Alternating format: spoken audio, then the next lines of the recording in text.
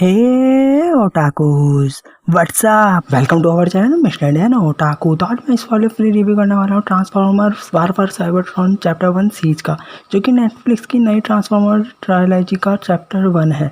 तो देखते हैं क्या खास है इस एनिमेटेड सीरीज में, जिसकी वजह से आपको इसे अपना कीमती समय देना भी चाहिए या नहीं। तो चलिए शुरू करते हैं।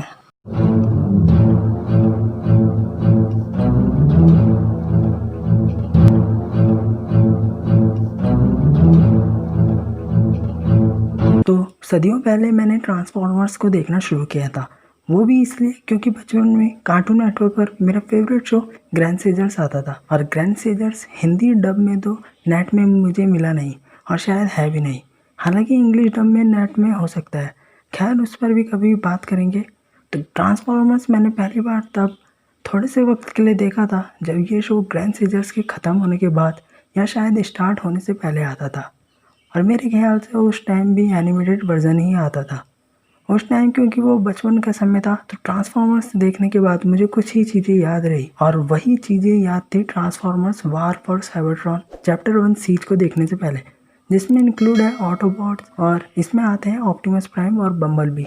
फिर आते हैं डिसेप्टिकॉन्स, इसमें आता है मेगाट्रॉन और साइबरट्रॉन। इसके अलावा मुझे ये पता था कि ऑटोबॉट्स अच्छे रोबोट होते हैं, वहीं दूसरी तरफ डिसेप्टिकॉन्स बुरे रोबोट्स होते हैं, और ये आपस में मरते झगड़ते रहते हैं। अब आप लोग कहीं बोलेंगे, क्यों भाई तूने लाइव एक्शन ट्रांसफॉर्मर्स फ्रेंचाइजीज की मूवी नहीं देखी? तो मैं यह कहूँगा कि उस फ्रेंचाइजी की लगभग सारी मूवीज़ मैंने देखी है, पर उनकी स्टोरी के अलावा बाकी थोड़ा बहुत मुझे मूवीज़ के बारे में पता है।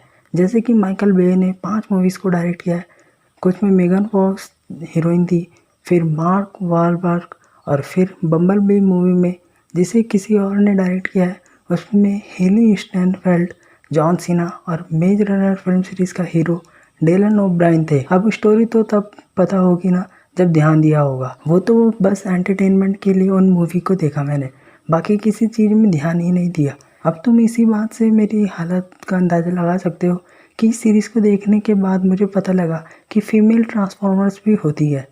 अब देखो, ये सीरीज़ एक मस्ट वॉच सीरीज़ है, लेकिन अगर आप बिल्कुल इस फ्रेंचाइज में नए हैं तो आपको पहले थोड़ी डिटेल्स अपने दिमाग में प्राप्त करनी ज़रूरी है, क्योंकि भले से ही ये सीज़न या पार्ट इस सीरीज़ का पहला चैप्टर है, इसमें आपको शुरू से ये दिखाया जाएगा कि ऑटोबॉट्स और डिसेप्टिकॉन्स के बीच जंग छिड़ चुकी है।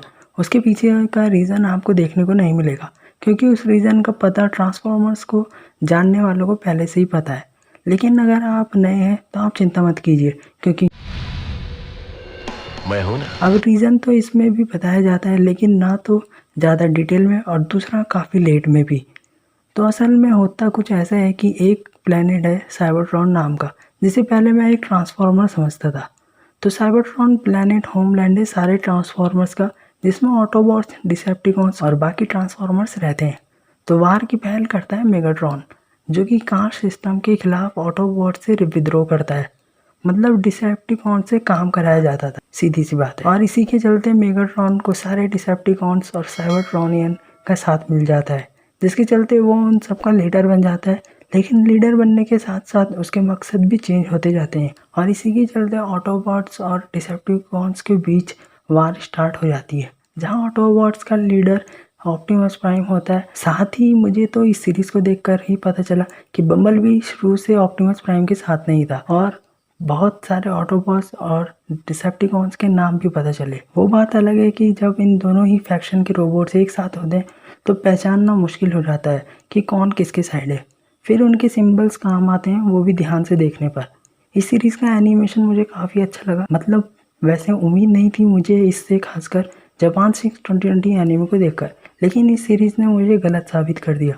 एनिमेशन के साथ बैकग्राउंड म्यूजिक भी सीरीज़ का अच्छा है, और खुशखबरी की बात तो ये भी है कि ये सीरीज़ ओरिजिनल हिंदी डब में भी अवेलेबल है, और दोनों लैंग्वेजेस के वॉइस एक्टर और एक्ट्रेस की वॉइस एक्टिंग भी अच्छी है, खासकर मेल वॉइस एक्टर्स की।